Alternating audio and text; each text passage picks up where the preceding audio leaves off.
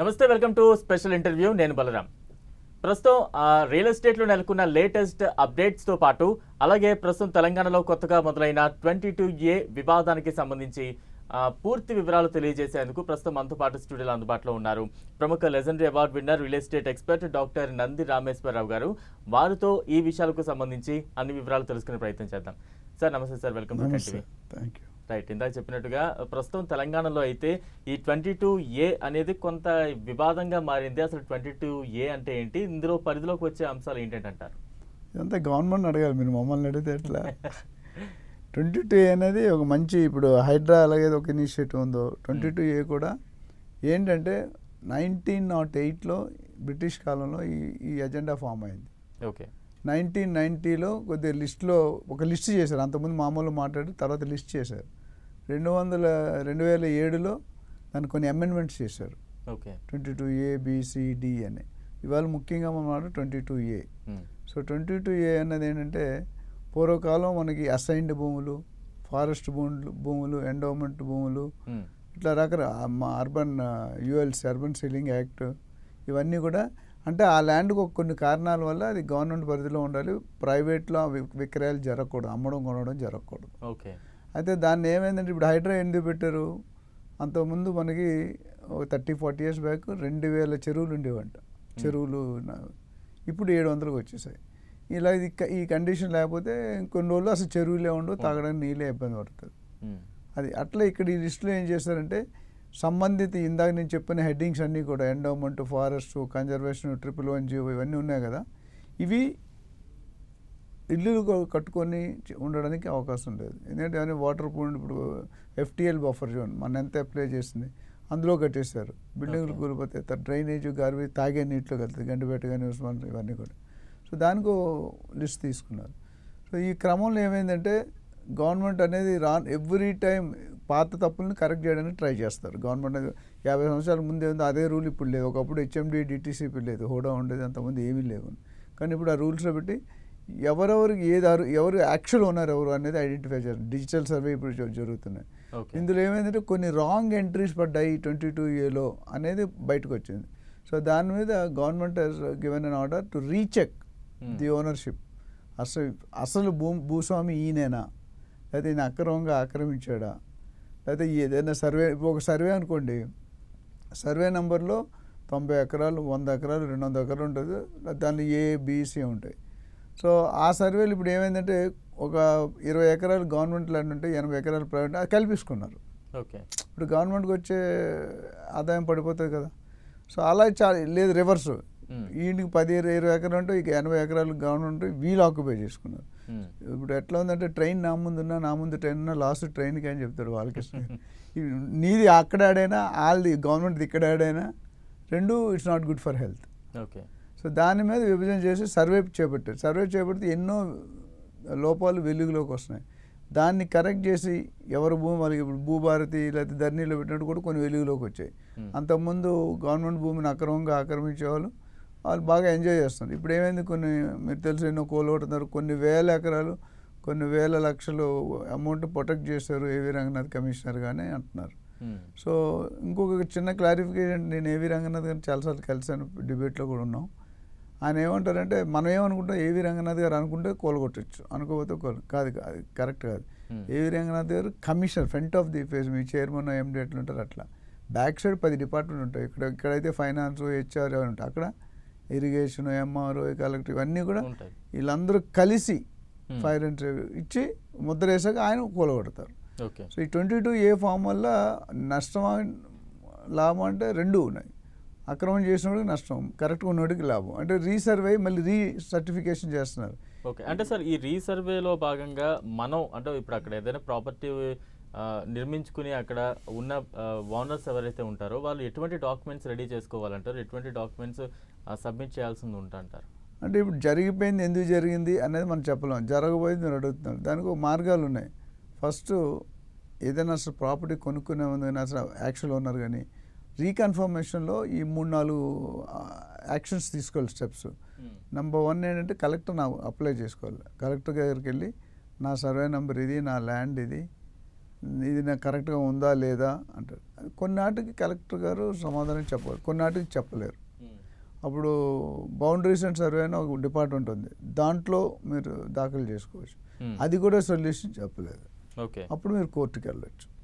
Okay, అది మీకు నిజంగా కోర్టు డిస్కషన్లో మీ ప్రూఫ్స్ ఓనర్షిప్ అన్నీ మీరు కరెక్ట్ అనుకుంటే వాళ్ళు రీకన్ఫర్మ్ చేసి స్టాంప్ వేస్తారు. దాన్నే వీళ్ళు సబ్ రిజిస్ట్రార్ ఆఫీస్లో కొన్ని సెక్షన్ పెట్టారు. ఇప్పుడు ఈ ఫారెస్ట్ జోన్ అని, కన్జర్వేషన్ జోన్ అని, 111G అని, FTL అని, బఫర్ అని, ఎండోమెంట్స్ అని, ఆ లిస్ట్లో రీచెక్ చేసినప్పుడు మీకు రాకపోతే మీకు ఇబ్బంది పడతారు. మీరే ఒరిజినల్ భూస్వామి కానీ అది ఎవడో ఆక్యుపై చేశాడు, లేదా గవర్నమెంట్ సరెండర్ చేసుకుంది. సో రెండు విధాలు రెండు పక్కల చేయండి ఈ process. Collector, boundaries and survey, అది మూడోది కోర్టు. ఈ మూడిట్లో కూడా తేలపోతే మీరు ఏం చేయలేరు. సో మూడిట్లో ఎక్కడికి వెళ్తే మీదే అవుతుంది ల్యాండ్.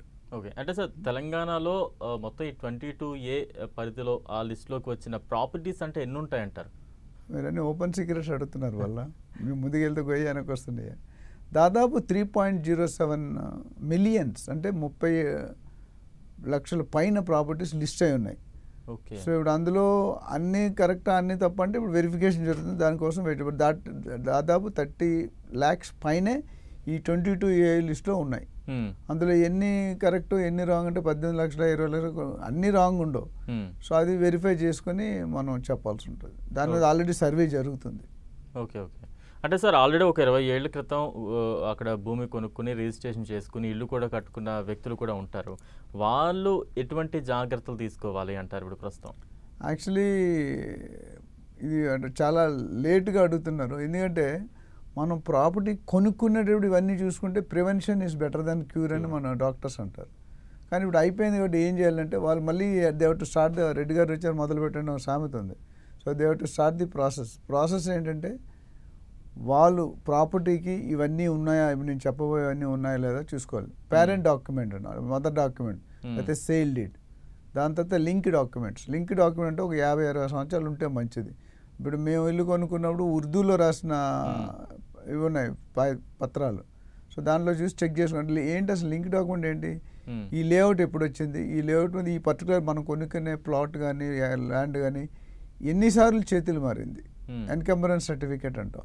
అందులో లిస్ట్ అవుతుంది ప్రజెంట్ ప్రాపర్టీ ఎవరి పేరున ఉంది, మీరు కొనుక్కునేటి అన్ని సర్వే నెంబర్ కరెక్ట్ ఉందా, నాలా కన్వర్షన్ అయిందా, లేదా ఎండోమెంట్లో ఉందా, FTLలో ఉందా, బఫర్ జోన్లో ఉందా, కన్జర్వేషన్లో ఉందా, ఫారెస్ట్ జోన్, ఇవన్నీ చాలా జోన్స్ ఉన్నాయి. అది వెరిఫై చేసుకోవాలి.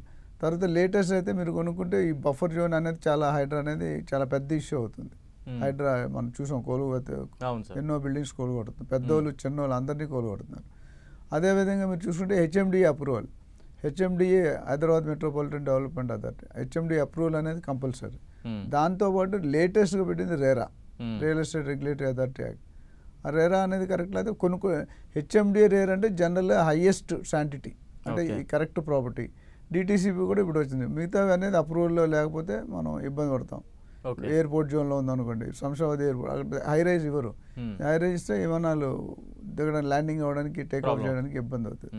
సో బేసిక్గా ఇప్పుడు కొనుక్కునే వాళ్ళు సేల్ డీడ్ కంపల్సరీ ఉండాలి, మదర్ పేరెంట్స్ ఉండాలి, లింక్ డాక్యుమెంట్స్ ఉండాలి, ప్రాపర్టీ పుట్టిందండి ఇంతవరకు ఎన్ని చరిత్రలో ఎన్ని ట్రాన్సాక్షన్ జరిగాయి, ఎవరు కొన్నారు ఎవరు అమ్మారు. అందులో ఒక్క లింక్ మిస్ అయిన తాతగారు సడన్గా చనిపోయారు వీలునామా రాయకుండా, అది వ్యాలిడ్ కాదు. మిగతా అన్ని వ్యాలిడే, అది ఒకటి అయితే ప్రాపర్టీ మొత్తం జీరో వాల్యూ. ఎందుకంటే మీ తాత ప్రాపర్టీ మీకు రాసిస్తే మీకు మనోడు చెందుతుంది, కానీ మీరంతా మీరు అనుకోండి మీలా నలుగురు ఉన్నారు మనోడు, ఏ మనోడికి ఒకరికి ఎక్కువ ఒకరికి తక్కువ. సో అది వీలునామాలో రాస్తాం మనం. వీలునామా రాస్తే ప్రాబ్లం, లేకపోతే మీరు దాన్ని మ్యూటేషన్ అప్గ్రేడ్ చేయించుకోవాలి. డెత్ సర్టిఫికేట్, దానికి సంబంధించిన డాక్యుమెంట్స్ అన్ని అడ్రస్ ప్రూఫ్ పెడితే అప్పుడు మీ పేరు కూడా ఆయన మనోడికి ఈయనకి ఎంత షేర్ వస్తుంది అనేది ఇంక్లూడ్ అవుతుంది. అంటే సార్ నిషేధం చెప్తున్నారు సార్. సో అది ఎప్పుడు అవుతుందంటే నాలెడ్జ్ లేదు. పూర్వకాలం 20-30 సంవత్సరాల ముందు ఎంత ఉండేది కదా, అసలు కట్టేదే సింగిల్ ఫ్లోర్ ఇల్లు, మిద్దిల్లు ఉంటుంది. మనం ఎవరైనా వెళ్తే పల్లెటూరులో సింగిల్, తర్వాత డూప్లెక్స్, తర్వాత ట్రిప్లెక్స్, తర్వాత 5 floors, ఇప్పుడు 100 floors దాకా వెళ్ళిపోతాయి కమర్షియల్ హై రైజ్ బిల్డింగ్లు చూసి కోకాపేట. ల్యాండ్ కూడా ఎలా పెరుగుతుందో మీరు చూసారు. 39 కోట్లు ఉండేది 2019లో, 2023లో 100.75 కోట్లుగా మరి ఎకరం, 2025లో 177 కోట్లు, 2026లో 237 కోట్లు, నెక్స్ట్ ఇయర్ ఈ టైం 300 కోట్లు రాసిపెట్టు. ఇదే క్వశ్చన్ మీరు అడుగుతారు మళ్ళీ, 300 కోట్లు. అంటే రేట్స్ ఆఫ్ గాన్. ఎందుకు అసలు ఈ 22A వచ్చింది లేదా బఫర్ అంటే ల్యాండ్ వాల్యూ ఒకప్పుడు మన తాతలు ఉన్నప్పుడు ఎకరాలు 100 ఎకరాలు ఉండేది, 52 ఎకరాల కంటే ఒక మనిషి పేరు ఉండకూడదు. సరే 50 ఎకరాలు ఉండేది. మన నాన్నలు గజాల్లో కొనుక్కుంటున్నారు, మనం అడుగుల్లో కొనుక్కుంటాం, మన పిల్లలు ఇంచుల్లో కొనుక్కుంటారు, మన మనవాళ్ళు సెంటీమీటర్లో కొనుక్కుంటారు. ఎందుకు సోమన్ గారు ఏం చెప్పారంటే ఎప్పటికీ తిరిగి రాంది ఏంటో మనకి చెప్పండి. ఎప్పటికీ తిరిగి రాంది మీ నాలెడ్జ్ టైం. ఎప్పటికీ పెరిగేది పాపులేషన్, ఎప్పటికీ పెరగంది భూమి. అందుకని పాపులేషన్ పెరిగితే భూమి పెరగట్లేదు. కాబట్టి అంతకుముందు కండబలం గుండె బలం ఉన్నవాడు యుద్ధం సాధించేవాడు, ఇప్పుడు డబ్బు బలం ఉన్నవాడు ప్రాపర్టీ కొనుక్కోగలుగుతాడు. మీలాంటి వాళ్ళు కొనుక్కుంటారు, మాలాంటి వాళ్ళు కొనుక్కోవడం కష్టం. సో అవన్నీ పెట్టుకుంటే అప్పుడు మీ ప్రాపర్టీ ఇప్పుడు లేటెస్ట్ 22Aలో కూడా వస్తుందో లేదో రాకపోతే కొన్ని ప్రాపర్టీస్ కరెక్ట్ చేసుకోవచ్చు, కొన్ని ప్రాపర్టీస్ ప్రూఫ్ లేకపోతే కరెక్ట్ చేయలేం. అంటే అది టాలరబుల్ ఇంటాలరబుల్.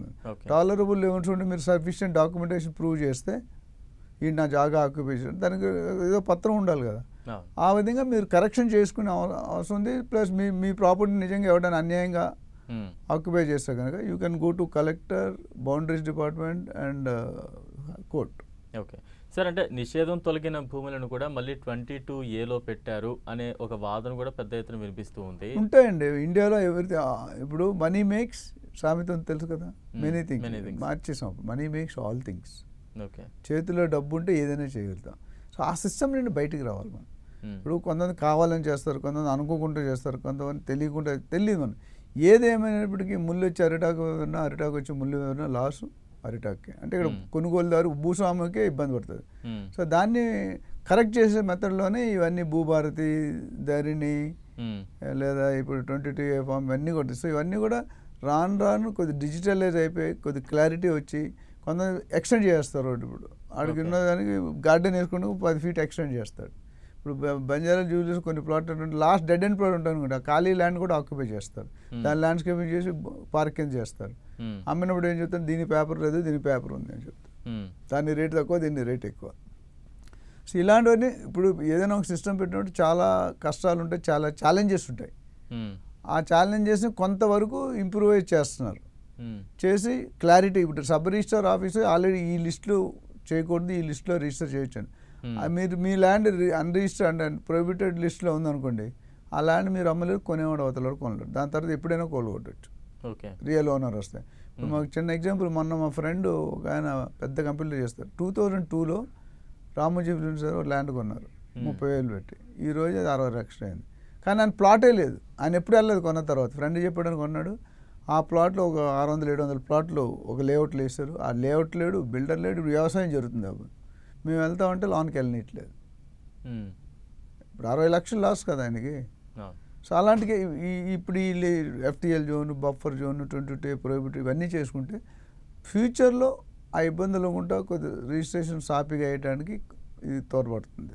ఓకే సార్, అంటే సార్ ప్రభుత్వం వేసిన హుడా లేఅవుట్లో కూడా కొన్ని 22Aలో ఉండే అవకాశం ఉంటుంది. ఒకవేళ ఆ సిచ్యువేషన్ ఏమైనా ఉంటే ఏం చేయాలంటారు? అంటే అవకాశం ఉంటుంది అంటే మళ్ళీ నేను హైడ్రానే ఎగ్జాంపుల్ తీసుకుంటే, ఇప్పుడు బిల్డర్ అనేవాడు మనకి planning approval LP number, LP layout approval తీసుకు, దాని తర్వాత మీకు DTCP HMD ఏదో ఒకటి అప్రూవ్ అయింది, దాని తర్వాత రేరా అప్రూవ్ అయింది, దాని తర్వాత బ్యాంక్ లోన్ ఇచ్చారు. సో ఇందులో కొనుగోలుదారు తప్పేం లేదు, ఆయన కావాల్సిన ఫాలో అవ్వాల్సిన లీగల్ సిస్టమ్ అంతా ఫాలో అయ్యారు. కానీ తప్పెవరిది? Government office. ఇప్పుడు వాళ్ళు లేరు పొజిషన్లో, కొంతమంది చనిపోయారు, కొంతమంది రిటైర్ అయ్యారు, కొంతమంది ఎక్కడో ఉన్నారు.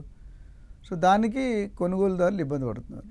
సో అక్కడ ఇలా కూడా అదేనప్పుడు ఇప్పుడు నుండి జాగ్రత్త పడాల్సిందంటే నేను చెప్పిన ఇందాక 10-12 పాయింట్లు కూడా they should fully check, get convince or legal opinion. ఇంకో లీగల్ ఒపీనియన్ ఇవి కొన్ని బయటకు వస్తాయి. ULC అంటే అర్బన్ సీలింగ్ అని ఉంది. ఆ సీలింగ్ యాక్ట్ ఏంటంటే మీకు ఒక మనిషికి ఎంత ఉండాలో దానికంటే ఎక్కువ ఉన్నదాన్ని మన government will take back. So అందుకని ఒక సీలింగ్ పెట్టారు. ఆ సీలింగ్ పైన నీకు ఉండకూడదు. ఒక మనిషికి ఇండివిజువల్గా నాకు తెలిసి 52 ఎకరాల కంటే ఎక్కువ ఉండకూడదు. కొంతమంది 200-300 ఎకరాలు. మరి ఎలా వచ్చింది ఆ ల్యాండ్? సో దానికి సఫిషియెంట్ డాక్యుమెంటేషన్ ప్రూవ్ చేయాలి. డాక్యుమెంటేషన్ ప్రూవ్ చేస్తే దాన్ని దే మే యాక్చువల్. అందుకని 250 ఎకరాలు ఉన్నాయి, ఫస్ట్ ఎంతమంది ఓనర్లు అంటే అక్కడ ఒకటి ఉన్నారంటే అబద్ధం ఆడుతున్నాడు. 250 ఎకరాలు ఒక ఓనర్ ఉండకూడదు, ఉండలేడు, గవర్నమెంట్ లా అది. కానీ 4-5 ఉండొచ్చు. మనిషికి 50 అంటే మ్యాక్సిమం 250, 5 ఓనర్ కంపల్సరీ ఉండాలి. సో అలాంటి ఇప్పుడు ఎలా ఏం చేయాలంటే ఈ ప్రాసెస్ నేను చెప్పాను కదా, you have to go to collectorate, you have to get it resurveyed, then if both the things నీకు సాల్వ్ కావి, నీ పేరు నీ ల్యాండ్ నీకు రాకపోతే you have to go to the court and fight there. Okay. Court ఒకసారి ruling ఇచ్చిందంటే nobody will, government అయినా సీఎం అయినా పిఎం అయినా కోర్టుకు లొంగాల్సిందే. కోర్టు చెప్పిన దాని మీద ఇప్పుడు హైడ్రాకి అదే అవుతుంది కదా, రంగనాథ్ గారికి నోటీస్ ఇచ్చారు, ఇంత పైన 62 కోట్లు ఏదో పెనాల్టీ కట్టాలి. సో దానికి ఈ making is own action to prove that నేను కరెక్ట్గా చేశాను. సో అట్లా court will take ultimate call. Okay sir, అంటే ఇప్పుడు ప్రస్తుతం మీరు రియల్ ఎస్టేట్ రంగంలో ఎప్పటి నుండో అనుభవజ్ఞులు కొనసాగుతూ ఉన్నారు. ప్రస్తుతం తెలంగాణ వ్యాప్తంగా కూడా ఒక సంచలనం హాట్ టాపిక్గా మారింది హైడ్రాకి సంబంధించి. హైడ్రా ప్రస్తుత పరిస్థితి ఏంటి? ఎందుకంటే హైడ్రా కమిషనర్కి హైకోర్టు నోటీసులు ఇవన్నీ కూడా చూస్తూ ఉన్నాం. దాని గురించి మీరు ఏం చెప్తారు? మీ అభిప్రాయం ఏంటి? ఇది చాలా మంచి ప్రశ్న, నన్ను చాలామంది అడుగుతుంటారు. నేను ఒక ఈవెంట్ చేశాను మలేషియాలో, జేడీ లక్ష్మీనారాయణ గారు, మురళీమోహన్ గారు వచ్చారు గెస్ట్లేదు. జేడీ నేను ఒక కొత్త కాన్సెప్ట్ కనుక్కొని చేస్తాను. ఆయన ఏమన్నారంటే, ఏదైనా నువ్వు కొత్త పని చేయాలనుకుంటే 10 మందిలో 9 మంది కాళ్ళు వెనక్కి లాగుతారంట. నువ్వు వేస్ట్, నువ్వు చేయలేవు, వర్కౌట్ కాదు ఇండియాలో, అదే. అట్లా ఇప్పుడు హైడ్రా పెట్టింది విధానం మంచిదే, హైడ్రా పెట్టిన ఇంటెన్షన్ మంచిది. పెట్టే విధానంలో కొద్దిగా ఇనీషియల్ స్టేజ్లో అడావిడి జరిగింది, కొద్దిగా ఇబ్బందులు పడ్డారు. తెలంగాణ ఇవ్వడం తప్పు కాదు, ఇచ్చే విధానం తప్పు అన్నారు. పార్లమెంట్లో లైట్లు ఆర్పీసీ ఇవన్నీ చేసి. ఇక్కడ ఏంటంటే హైడ్రా పెట్టిన ఒక 2-3 నెలల తర్వాత చాలా కరెక్టివ్ ఫ్యాక్టర్ తీసుకున్నారు. ఇల్లు కోలుగట్టే వాళ్ళకి సరైన ఆల్టర్నేటివ్ చూపించి ఇవ్వడం జరుగుతుంది. సో ఇప్పుడు దీనికి ప్లస్ మైనస్ రెండు మాట్లాడవచ్చు. మనకు ఎక్కువ టైం లేదు కాబట్టి రంగనాథ్ గారి మీద కోర్టు నోటీస్ ఇచ్చింది, దానికి ఏదో ఒక సరైన బలం ఎవరో ప్రూవ్ చేస్తుంటారు. అది తప్పు అని చెప్పి ఈయన ప్రూవ్ చేసుకుంటే బయటకు వస్తారు. హైడ్రా అనేది ఆపరు, because CM is backing up very strongly. And Hydraa వల్ల కొన్ని వేల ఎకరాలు, కొన్ని వేల కోట్లు గవర్నమెంట్ ఖాతాలో పడుతున్నాయి. సో అక్కడక్కడ సెక్యూర్ అవుతుంది అండ్ బయర్స్ కూడా సేఫ్టీ ఉంటుంది. ఇప్పుడు హైడ్రా జోన్ అంటే FTL బఫర్ జోన్లో లేని అనుకుంటే మీకు ఇబ్బంది.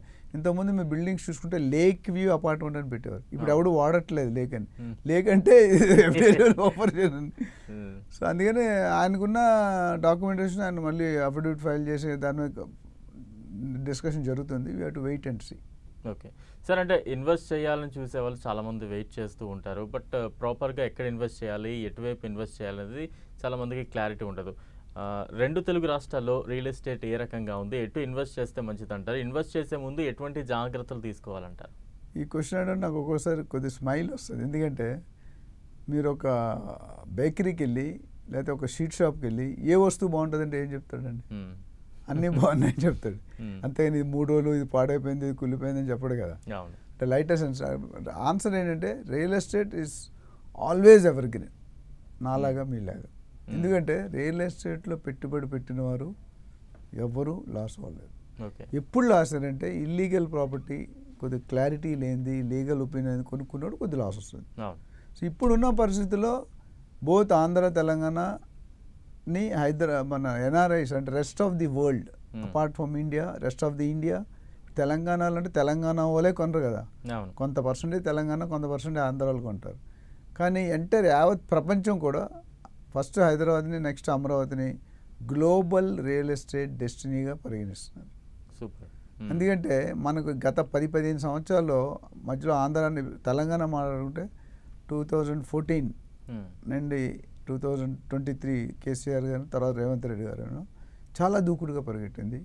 అంటే ఇప్పుడు నేను ఇందాక మీకు రేట్లు చెప్పాను, 40 కోట్లు, 100 కోట్లు, 177 కోట్లు, 237 జీవితంలో అంటే ప్రపంచంలో ఎప్పుడు కూడా ఎంత అప్రిషియేషన్. ఇప్పుడు India Hyderabad one of the global, అంటే అందరూ కూడా హైదరాబాద్ వైపే చూస్తున్నారు. ఇప్పుడు NRIs ఎవరిని అక్కడ బ్యాంక్లో పెట్టుకుని 1-2% వస్తుంది. మన దగ్గర ఇయర్కి 20-25% అప్రిషియేట్ అవుతుంది. ఎస్పెషల్లీ మీరు స్పెసిఫిక్ ఏరియాస్ అడిగితే మాత్రం మనం డీటెయిల్గా అనాలిసిస్ తీసుకోవాలి. మేము ఇన్వెస్ట్మెంట్ అడ్వైస్ సెల్ ఉంది రియల్ ట్రాక్షన్లో. సో దాంట్లో ఏంటంటే మీ దగ్గర ₹1 ఉన్నాయి, 2 కోట్లు ఉన్నాయి, ఎక్కడ కొనంటే మీ అనాలిసిస్ చేస్తాం. అనలిస్ట్గా ఒక 20-30 క్వశ్చన్లు అడిగి వాళ్ళ పర్పస్ ఏంటి, ఎందుకు కొనుక్కుంటున్నారు, ఎంతకాలం ఉండాలి అని ఇన్వెస్ట్మెంట్ అన్నీ అడుగుతాం. అట్లా చేసుకుంటే ORR to RRR ఎక్కడైనా కొనుక్కోవచ్చు మీరు. Growth corridor అంటుందని. ఎస్పెషల్లీ ఇప్పుడు బెంగళూరు హైవే బాగుంది, నెక్స్ట్ శ్రీశైలం రేట్ ఎక్కువగానే బాగుంది. అన్ని ఏరియాలు మనం హైదరాబాద్ ఉన్న బెస్ట్ ఏంటంటే న్యూస్ అంటే నార్త్, ఈస్ట్, వెస్ట్, సౌత్ అన్ని పక్కలు కూడా 100 నుండి 150 కిలోమీటర్, 110 కిలోమీటర్ వెంచర్స్ వెళ్ళిపోయారు. అంటే ఆ రోడ్డు దూరం. ఇప్పుడు పోతే మీరు వికారాబాద్, జహీరాబాద్, అవును. జడ్చర్ల, యాదాద్రి అన్నీ దాటిపోయాయి. ఉమ్, సో అంటే మీ బడ్జెట్ పిండి కొలిది రేటు, మీ బడ్జెట్ అంత మెయిన్ రియల్ ఎస్టేట్లో ఇన్వెస్ట్ చేసేటప్పుడు 4 ఫ్యాక్టర్లు అడతాం. దేనికి నువ్వు ఉండడానికి కొనుక్కుంటున్నారా అంటే క్యాపిటివ్ కన్జంప్షన్ అంటారు. రెంటల్ ఇన్కమ్ కోసం కొనుక్కుంటారా అది వేరు, ROI return on investment. Trading అంటే కొని 4 నెలల నుండి అవును. ₹4 వేసుకొని అమ్మేస్తాం. లేదా లాంగ్ టర్మ్ ఇన్వెస్ట్మెంట్. ఉమ్, లాంగ్ టర్మ్ ఇన్వెస్ట్మెంట్ రియల్ ఎస్టేట్లో లా ఏంటంటే ఎంత దూరంగా కొనుక్కుంటే అంత ఎక్కువ లాభాలు వస్తాయి. ఎంత దూరంగా, ఎందుకంటే నా డైలాగ్ ఏంటంటే ఇప్పటి దూరం రేపటి నగరం. సూపర్. కుకట్పల్లి ఒకప్పుడు దూరం, ఉమ్, కుషాయిగూడ ఒకప్పుడు దూరం, తెల్లాపూర్ ఎవరు తెలుసు, పోచారం ఎవరు తెలుసు, ఇప్పుడు అన్ని సిటీలు అయిపోయినాయిగా. ఉమ్, అక్కడ 500-1000 ఇస్తే ఎవరు తీసుకోలేదు. జైంట్ యూనివర్సిటీ తప్ప ఏమీ లేదు అక్కడ. ఈరోజు ఇసుకే ఇస్తారు వాళ్ళు 2,50,000 గజం అమ్ముతున్నారు. ఉమ్, సో చాలామంది అదే రోజు అప్పుడు కొనుక్కుంటే బాగుంటుంది రిగ్రెట్. ఇప్పుడు జూబ్లీ హిల్స్లో ₹5-10 గజం ఉండేది, ఈరోజు 4 నుండి 5 లక్షలు అమ్ముతున్నారు గజం. ₹10 ఎక్కడ 4. అయితే చాలామంది ఎక్కడ ఇన్వెస్ట్ చేయాలంటే సిటీలో ఇప్పుడు ఇన్వెస్ట్ చేయకూడదు, యూ విల్ బీ లూజర్. ఇప్పుడు 4 లక్షలు పెట్టి మీరు డబ్బులు ఉన్న ల్యాండ్ కొనుక్కున్నారు, ఎంత పెరుగుతుంది 5 years తర్వాత? ఓ 10,000, 20,000, 25,000. అదే మీరు ల్యాండ్ 20,000 లెక్క షాద్నగర్లో కొనుక్కుంటే ₹1,00,000 అయిపోద్ది 10 yearsలో. ఇక్కడ అవ్వదు. ఉమ్, సో దూరం 1 tier ఈజ్ బెటర్. 1 tier కనుక మీకు ఇన్వెస్ట్మెంట్ కాబట్టి లాంగ్ టర్మ్ ఇన్వెస్ట్మెంట్ మామగారు మనవడికో మనవరాలకి వేస్తారు. అలాంటిది 10-20 సంవత్సరాలు మీకు హోల్డింగ్ కెపాసిటీ ఉంటే షాద్నగర్ అండ్ బియాండ్, షాద్నగర్, బూర్గుల, బాలానగర్, ఎందుకంటే అక్కడ ఇండస్ట్రియల్ ఏరియాస్ ఉన్నాయి, లాంగెస్ట్ హైవే ఉంది, చిన్నజీవస్వామి ట్రస్ట్ ఉంది, శాంతివనం ఉంది, ఎయిర్పోర్ట్ ఉంది, ORR దగ్గర, RRR దగ్గర ఇన్ని డెవలప్మెంట్లు ఉన్నాయి, పోలేపల్లి సైజ్. సో అలాంటి ఏరియాలో మీరు కొనుక్కుంటే మీ పెట్టుబడి అనేది రెట్టింపు లాభాల్లోకి వస్తుంది. ఆల్రెడీ డెవలప్ ప్లస్ అదేవిధంగా కాకుండా మీరు ఉప్పల్ సైడ్ బాగా డెవలప్ అవుతుంది. ఇప్పుడు ఇటు కొంపల్లి టేకప్ అవుతుంది. అంటే నార్త్ ఈస్ట్ అంటే కొద్దిగా స్లోగా ఉన్నాయని చెప్పాలి, ఎందుకంటే ఇండస్ట్రియల్ డెవలప్మెంట్స్ పెద్దగా లేవు అక్కడ. వెస్ట్ ఎందుకంటే IT కారిడార్, ఐటీలో దాదాపు 10 లక్షల నుండి 11 లక్షలు హైదరాబాద్లో పనిచేస్తున్నారు. అందులో ఫైనాన్షియల్ డిస్ట్రిక్ట్, హైటెక్స్ ఇందులోనే సగం ఉంటుంది. 33% of employees are travelling from east to west, okay, IT employees. And ఇప్పుడున్న దాంట్లో ఏంటంటే జాబులు పోతున్నాయి. సో పెట్టుకునేవాడు ఆచి తూచి మీ కెపాసిటీ ఫ్యూచర్ని కూడా దృష్టిలో, ఇప్పుడు సడన్గా జాబ్ పోయింది అనుకోండి, మీ బిజినెస్ లాస్ అయింది అనుకోండి, you will be in problem. ఇప్పుడు IT కారిడార్ బయట NRSకి ఏంటి 5 నుండి 10 లక్షలు మినిమం ఉంటుంది శాలరీ. అందులో 4 లక్షలు ఖర్చు పెట్టుకున్నా 4 లక్షలు EMI కట్టుకుంటారు. సపోజ్ మొన్న ఒరకెల్లో March 31కి 30,000 మంది తీస్తున్నారు, 12,000 మంది ఇండియన్స్ వాళ్ళు. సో మీరు అనాలిసిస్ ఎప్పుడైనా మీరు ప్రాపర్టీ ఫస్ట్ టైం కనుక సెకండ్ టైం కొనుక్కుంటే కనుక మీరు డెఫినెట్గా ఒక రియల్ ఎస్టేట్ అడ్వైజర్ని పెట్టుకోండి. వాళ్ళు తీసుకునే ఫ్యూ థౌసండ్. చాలామంది ఏమనుకుంటే మనం ఎందుకు కమిషన్ ఇవ్వాలి అనుకుంటారు, కానీ మీరు కమిషన్ కాదు, ఇది ఇన్వెస్ట్మెంట్. మీరు పెట్టబోయే పెట్టుబడికి ఆయన మొత్తం అన్ని జాగ్రత్తలు చూసుకొని మీకు చెప్తారు.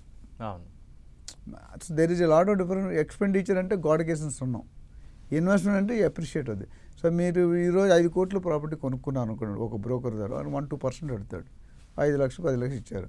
ఈ 5 కోట్ల ప్రాపర్టీ 10 years తర్వాత ఎంత అవుతుంది తెలుసా మీకు? 20 కోట్లు అవుతుంది, 20-25 కోట్లు. సో మీరు ఎంత ఇచ్చారండి? ఆయనకి 5 లక్షలు ఇచ్చారు, ఇక్కడ ఎంత లాభం అండి? కోట్లు. సో చాలామంది అర్థం చేసుకోరు. అంటే నేను బ్రోకర్స్ని హైలైట్ చేయట్లేదు, నా పాలసీ అంటే బ్రోకర్స్ కమ్యూనిటీని అప్గ్రేడ్ చేసి ప్రొఫెషనల్గా, మా కంపెనీకి ట్యాగ్ లైన్ కూడా ఏంటంటే ట్రాన్స్ఫార్మింగ్ ది రియాలిటీ. ఓకే, ఒకప్పుడు సెటిల్మెంట్ని రియల్ ఎస్టేట్ అనుకుని కబ్జా సెటిల్మెంట్, ఇప్పుడు అది కాదు. ఈ రేరా, HMD ఇవన్నీ వచ్చిన తర్వాత చాలా మారింది. అండ్ ప్రతి మనిషికి సొంత ఇంటి కళ అనేది ఉంటుంది, ప్రతి మానవుడికి, ప్రతి జన్మ ఈ భూమి జన్మ. సో వాళ్ళు పెద్ద కొనుక్కోలేమని ఒక 200 గజాలు, 150 గజాలు మీకున్న స్థాయిలో దూరంగా కొనుక్కొని పెట్టుకోండి, డెఫినెట్గా మీరు అప్రిషియేట్ అవుతుంది. సో దాన్ని బట్టి ఓన్లీ సొల్యూషన్ అంటే జిందా తెలుసులాగా మీరు ఎప్పుడైనా ప్రాపర్టీ కొనుక్కోవాలనుకుంటే మీరు ఒక రియల్ ఎస్టేట్ అనుభవం ఉన్నవాడిని ఆ ఏరియాలో, ఆ సెగ్మెంట్లో. ఇప్పుడు ప్లాట్లు అమ్మేవాడు విల్లాలు కొనకూడదు, విల్లాలు అమ్మేవాడు ప్లాట్, ఆ నెలలో వేరు, ఈ సెగ్మెంట్ వేరు. అవన్నీ జాగ్రత్తగా చూసుకుంటే మీ పెట్టుబడి అనేది 3 పువ్వులు 6 కాయలుగా ఉంటుంది. Right sir. అంటే లేటెస్ట్గా ల్యాండ్ ప్రైజెస్ కూడా పెరిగిన సిచ్యువేషన్ మనం చూస్తూ ఉన్నాం. ఈ నేపథ్యంలో కొంత ఇన్వెస్ట్ చేసే వాళ్ళు తగ్గారు, కొంత ఈ సేల్స్ రియల్ ఎస్టేట్ అంత తగ్గింది అనే ఒక వాదన కూడా పెద్ద ఎత్తున వినిపిస్తోంది. దాంట్లో ఎంతవరకు వాస్తవం ఉందంటారు? మరోవైపు అమ్మకం కానీ వెంచర్స్ కావచ్చు, లేదంటే స్టాక్స్లో ఉండిపోయిన సిచ్యువేషన్ ఉన్నాయంటున్నారు, అది ఎంతవరకు వాస్తవం అంటారు? కొంతవరకు వాస్తవం, 50-50% పెట్టానే. ఎందుకంటే ఒక రూలింగ్ పార్టీ ఉందంటే దానికి అపోజిషన్ ఎప్పుడు ఉంటుంది. ఇప్పుడు కొన్ని ఛానల్స్ కొన్ని సెగ్మెంట్స్ ఫర్గా కొన్ని ఎగెనిస్ట్గా అది ఆ వాస్తవం అసలు రెండూ కరెక్టే. మీడియాలో ఉన్నా కాబట్టి వాస్తవాలు అవాస్తవాలు రెండూ మాట్లాడుకుందాం. సో ఒక పక్క ఏంటంటే ల్యాండ్ ప్రైసెస్ పెరిగాయని మనం మాట్లాడుతున్నాం. ల్యాండ్ ప్రైసెస్ పెరిగినప్పుడు మరి 40 కోట్లు 240 కోట్లకి ఎందుకు వెళ్ళింది ల్యాండ్ డిమాండ్ లేకపోతే? వాస్తవం. సో ఉన్నాయి. ఎవరైతే కన్సిస్టెంట్ క్వాలిటీ బ్రాండెడ్ బిల్డర్స్ ఎవరు ఇబ్బంది పడట్లేదు. కొద్దిగా మధ్యతరగతి వాళ్ళు కింద అప్కమింగ్ బిల్డర్స్ కొద్దిగా ఏంటంటే నేను చాలాసార్లు చెప్తాను, రియల్ ఎస్టేట్లో దౌర్భాగ్యం అంటే అన్నిటికంటే హైలైట్ అవుతుంది డిపార్ట్మెంట్, డబ్బులు ఎక్కువ వస్తాయి కాబట్టి. కానీ మిగతా డిపార్ట్మెంట్ కూడా అన్నీ ఉన్నాయి, ఏ డిపార్ట్మెంట్ లాస్ లేదు మోసాలు లేవు. రియల్ ఎస్టేట్ దౌర్భాగ్యం. కాకపోతే ఇది అందరికీ కావాల్సింది, రోటీ కపడా మకాన్, తిండి బట్ట గూడు. ఇది లేకపోతే మీరు నేను ఎవరు బతకలేం. సో ల్యాండ్ ప్రైస్ ఈ టైంలో పెంచడం అంటే మూలిగే నక్క మీద తాటికే పడినట్టు. మొన్నే జనాలు ఫస్ట్ 1-2 years ఇబ్బంది పడ్డారు తెలంగాణలో, అంటే కొనుక్కోవడం పరిస్థితి అఫోర్డబిలిటీ లేక. అక్కడనే ఒక లాస్ట్ 6 months నుండి ఈ 2026లో కొద్దిగా మెరుగైంది, అంతా మెరుగు అవ్వలేదు. కానీ ఆ మెరుగుదల ఇప్పుడే పికప్ అవుతున్న టైంలో అంతకుముందు ఐసీయూలో ఉండేవాళ్ళు మనం హాస్పిటల్లో. ఐసీయూలో కొద్దిగా అయిన తర్వాత బిఫోర్ జనరల్ వార్డ్ ఇంకొక వార్డు ఉంటుంది మధ్యలో, అంత కేర్ అక్కర్లు కానీ పెడత దగ్గరే ఉంటుంది. ఆ వార్డులో ఇప్పుడు ల్యాండ్ పెరగకముందు ఆ స్టేజ్లో ఉండేవాళ్ళు మనం. ఇప్పుడేమో మళ్ళీ ఐసీయూకి వెళ్ళిపోయాం. ఓకే, ల్యాండ్ రేట్ పెరిగితే అఫోర్డబిలిటీ పెరగదు కదా. ఇప్పుడు ల్యాండ్ కొన్ని ఏరియాలో 25% నుండి 100% పెంచారు గవర్నమెంట్. గుడ్ ఏంటంటే థ్యాంక్స్ టు గవర్నమెంట్ రిజిస్ట్రేషన్ ఛార్జీలు పెంచారు, స్టాంప్ డ్యూటీ. ఓకే, మళ్ళీ బేస్ వాల్యూ పెంచారు. నేను బిల్డర్స్ రియల్టర్స్ అందరూ కూడా వాళ్ళకి సబ్మిషన్ ఇచ్చిందంటే మీరు రిజిస్ట్రేషన్ స్టాంప్ డ్యూటీ తగ్గించాలని. ఇప్పుడు 7.6 ఏదో ఉందంటే మీరు 4 or 5 చేయండి అన్న. ఎందుకంటే క్రికెట్లో డబుల్ స్పిన్ అటాక్ అని ఉంటుంది, క్లోజ్ వెళ్ళి అవుట్ ప్రెజర్ క్రియేట్ చేస్తుంది. ఇక్కడ అదే అయింది. ఇప్పుడిప్పుడే కోలుకుంటున్నదని మళ్ళీ ఐసీయూ పంపించాం, మళ్ళీ కోలుకుంటే ఇంకొద్ది టైం పడుతుంది. అంటే గవర్నమెంట్ కొన్ని ఛాలెంజెస్ ఉన్నాయి, గవర్నమెంట్ రెవెన్యూ కావాలి. మొన్న ఒక్కసారి హెచ్ఎండిఏ పరిధి పెంచితే 1500 కోట్లు వచ్చిందండి ఒక్క లైన్ స్టేట్మెంట్తో. ఇప్పుడు కూడా కొన్ని ఇప్పుడు ఏ సబ్ రిజిస్టర్ ఆఫీస్ కూడా కాలేదు. ఇన్వెంటరీ ఎందుకు కొద్ది పైలైపోతుంటే అంతకుముందు కొనేవాళ్ళు ఎక్కువ కట్టేవాళ్ళు తక్కువ ఉండేది. ఇప్పుడు కట్టేవాళ్ళు ఎక్కువ కొనేవాళ్ళు తక్కువ అయ్యారు. Because of the geo political condition, వారు, యుద్ధాలు, తారీఫ్లు, ట్యాక్స్ రేట్లు, లే ఆఫ్స్, ఇవన్నీ కూడా కర్నూలు జాబ్కి 100 కన్నా అది కారణం. సో దానివల్ల బట్ రానున్న రోజుల్లో స్లోగా పికప్ అవుతుంది. ప్రతి జాబ్ వచ్చి పెళ్లి చేసుకున్న అబ్బాయికి కానీ అమ్మాయికి కానీ ఫ్యామిలీ కానీ ఇల్లేదే కావాలి. అయితే రెంట్కి లేదా సేల్కి. చాలామంది ఈఎంఐస్ కట్టుకొని ఇల్లు కొనుక్కోవడం బెటర్ అనుకుంటారు, కొంతవరకు అది కరెక్ట్. ఆ స్టేజ్లో ఇన్వెంటరీ పైలపోతుంది. కొంతమంది ఛానల్స్ రక్త కన్నీరులో రియల్ ఎస్టేట్ అని పెట్టారు టాపిక్. అంటే కరెక్టే, బిల్డర్కి నిజంగానే రక్తం కనిపిస్తుంది, but they have to overcome దాన్ని. అందుకని మీ బిల్డర్స్ ఇప్పుడు ఆఫర్స్ పెడుతున్నారు, గోల్డ్ కాయిన్ ఇస్తా, మారుతి ఏదో కార్ ఇస్తా, అది ఇస్తా, ప్రీ ఈఎంఐ మీకు కట్టలేదు, మీరు 10% కట్టి 90% కట్టేకు. సో ఇవన్నీ ఎప్పుడైతే స్టాక్ ఎప్పుడైతే మూవ్ అవ్వట్లేదో వాళ్ళు సర్వైవ్ అవ్వడం కష్టం అయిపోతుంది. అప్పుడు ఇలాంటి ఆఫర్స్ తీసి they will try to survive. So otherwise real estate అయితే పెరుగుతుంది సెగ్మెంట్. ఇప్పుడు సింపుల్గా రేవంత్ రెడ్డి గారు సీఎం అయినప్పుడు December 23 అనుకుంటా సీఎం, మేము అనాలిసిస్ January 2024లో 38,000 కోట్లు కలెక్షన్ అయింది రిజిస్ట్రేషన్ ద్వారా. అదే ఫిగరు January 2025 45,000 కోట్లు అయింది. తగ్గిందా పెరిగిందా మార్కెట్? అయితే ఆ స్టేట్మెంట్ వల్ల కొంతమంది ఏమనుకున్నాడు, కేసీఆర్ గారి టైంలో 10 వెళ్తే రేవంత్ రెడ్డి గారు రియల్టర్ కాబట్టి, ఆయన రియల్ ఎస్టేట్ ఏజెంట్ కాబట్టి ఎక్కువ పెరుగుతుంది అన్నారు. బిజినెస్ ఎక్కడ ఆగలేదు, అనుకున్నంత పెరగలేదు. నేను చాలాసార్లు రాజమౌళి గారు సినిమా తీస్తే 4-5 సంవత్సరాలు తీస్తారు, 1000 కోట్లు 2000 కోట్లు అవుతుంది. అదే హీరోని వేరే డైరెక్టర్ చేస్తే ఫెయిల్ అవుతుంది. మరి ఎందుకు? హీరో ఒకటేగా. సో ఆ పీక్ సెట్. సో అక్కడ రేవంత్ రెడ్డి రాగానే ఇంకా స్పీడ్గా అవుతుంది అనుకున్నారు.